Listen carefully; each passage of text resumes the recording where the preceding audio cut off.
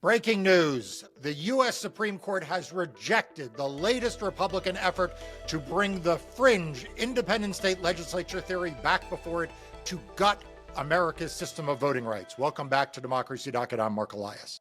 And I'm Paige Moskowitz. Let's get started. Paige, in a week in which we did not have a lot of good news and the opportunity to breathe a sigh of relief, we got both today from, of all places, the United States Supreme Court, which thankfully rejected the latest effort by Republicans to adopt a fringe right-wing theory that would do unbelievable damage to American democracy. Marc, you're right. A couple weeks ago, we talked about 4 upcoming cases that the U.S. Supreme Court could take up that would dramatically change how people vote.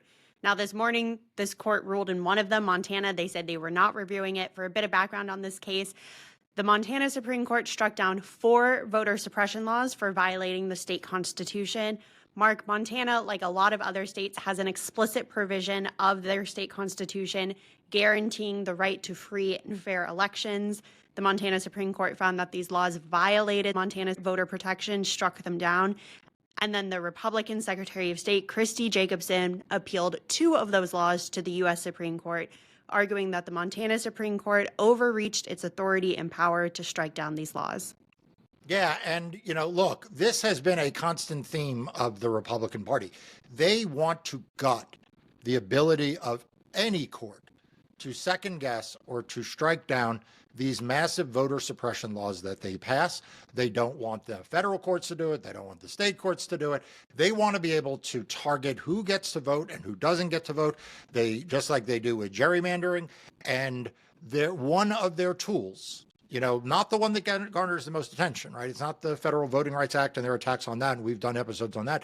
But one of their most dogged efforts is at trying to prevent state Supreme Courts from applying their state constitutions to these laws. And, I was proud that my law firm was involved in the Montana case and striking those 4 laws down.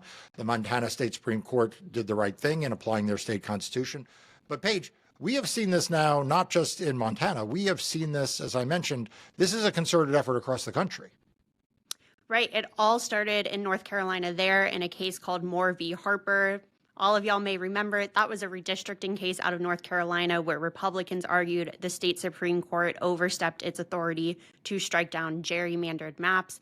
Now, the U.S. Supreme Court rejected that case 6-3. Thomas, Alito, and Gorsuch dissented in Moore v. Harper there.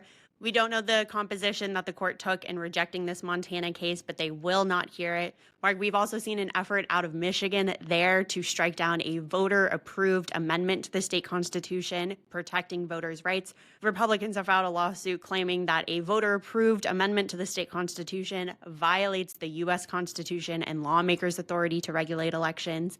So we're tracking these cases, we're following them. But Marc, I think a lot of people may be surprised to hear that most states' constitutions afford greater voting rights and protection and ballot protections than the U.S. Constitution does.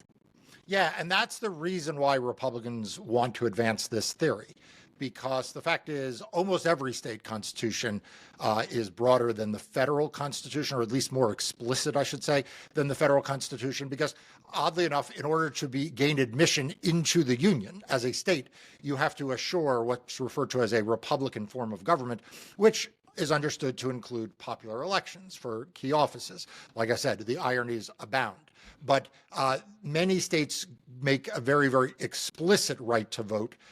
And many state courts have for long periods of time, going back decades or longer, have interpreted the right to vote as more protected than it is under federal law. So what have Republicans done? Well, they've tried to come up with a theory that denies state courts the ability to apply these state constitutional provisions to laws that govern elections where there are federal candidates on the ballot. So you mentioned Moore v. Harper. Again, another case my law firm was involved in. Moore v. Harper involved the state Supreme Court of North Carolina saying that there is a ban on partisan gerrymandering in the state constitution. The U.S. Supreme Court had previously said there is not one in the federal constitution. So what do Republicans do? Do they say, let's not partisan gerrymander? No. They say, let's try to say that state courts can't do this.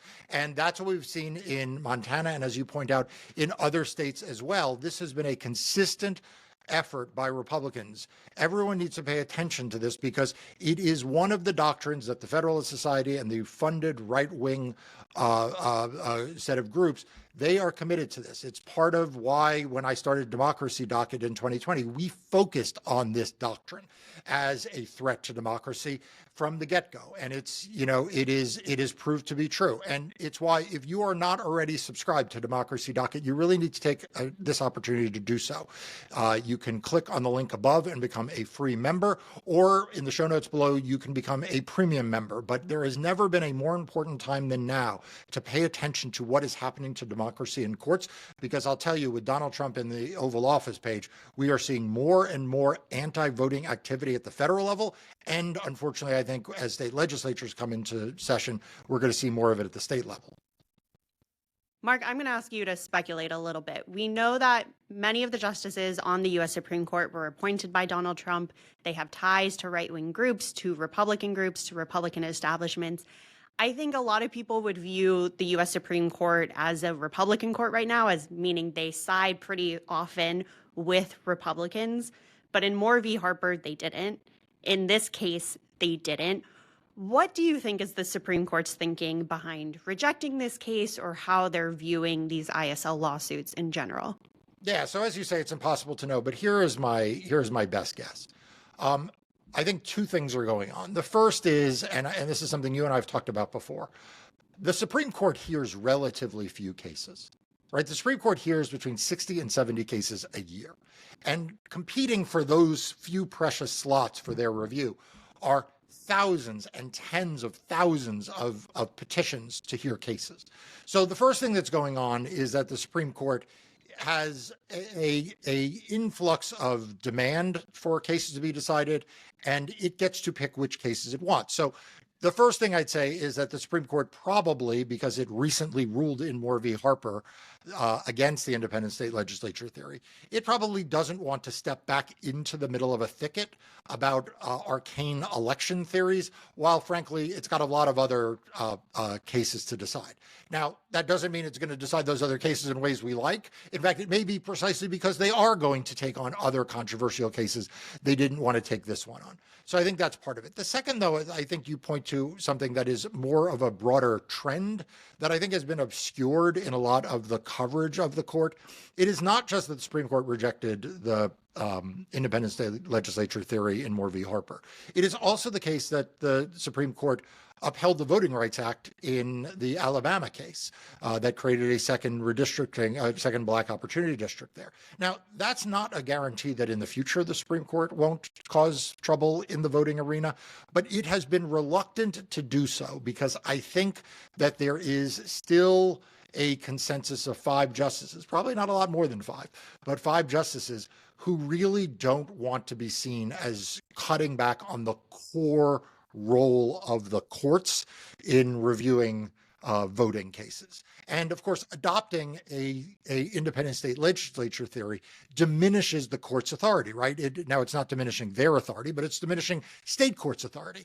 And I think that right now, the court is, number one, courts are reluctant to ever say courts don't have a role. But number two, I think in the voting arena, unlike so many others, they want to keep their powder dry. And again, that's not a guarantee. Doesn't mean it won't change next term. Doesn't mean it won't change, tomorrow.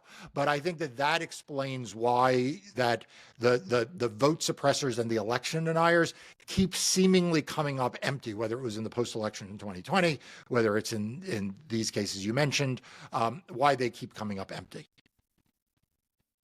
Marc, this is the end of the line for the Montana lawsuit. The U.S. Supreme Court also denied cert today in a lawsuit alleging that Pennsylvania is violating the Civil Rights Act by rejecting undated and wrongly dated mail-in ballots. We have talked in length about this issue before. You can click the link above to watch our video on that. The U.S. Supreme Court denied cert in that Pennsylvania case. However, the Pennsylvania Supreme Court has said that they will review that case and decide if rejection of these ballots violates the state constitution. Right. And if the state Supreme Court says it does, we will again be back with a question of whether the U.S. Supreme Court is going to apply this fringe right-wing theory called the independent state legislature theory. Now, that's a lot of ifs, right? The Pennsylvania Supreme Court has had lots of opportunities. I mean, I don't even know how many articles Democracy Docket has written.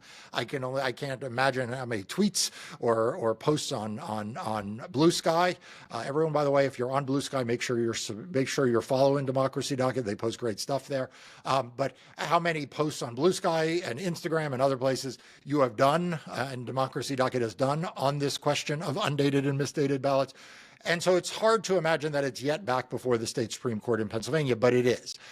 In the event that the Pennsylvania Supreme Court comes down in a different way, right? It's been pretty unsympathetic to those claims. If this is the time where the state Supreme Court is finally going to grant relief to the victims of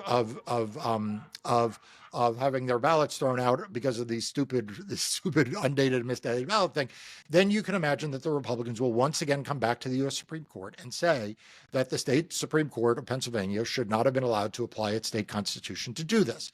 And once again, we will be in a world in which we have to hope that the U.S. Supreme Court stands up to those efforts and does not re-engage this fringe right-wing theory. But I tell you this, Paige, Democracy Docket will be covering it every step of the way as it is right now, with everything involving Republican voter suppression and election subversion.